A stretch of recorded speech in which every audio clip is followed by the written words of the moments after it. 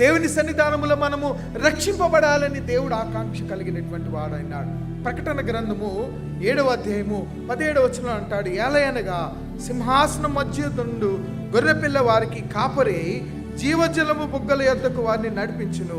దేవుడే వారి కనుల నుండి ప్రతి బాష్ప బిందువును ఏం చేయను, తుడిచివేయనని దేవుని వాక్యము మనకు జ్ఞాపకం చేస్తుంది.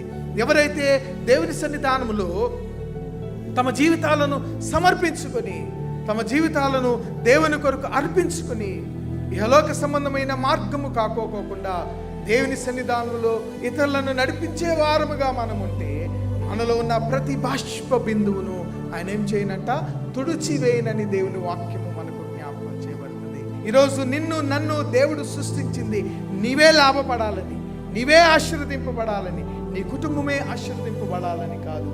దేవుడు మనలను సృష్టించింది ఇతరులకు దేవుడు తను చూపించిన మార్గమును చూపిస్తూ వారిని దేవుని సన్నిధానంలోనికి నడిపించాలని, దేవుని సన్నిధానంలోనికి నడిపించాలని దేవుడు మనకి ఇచ్చే సందేశం ఏంటంటే, ప్రభువునొద్దకు మనము ప్రజలను నడిపించుచున్నామా?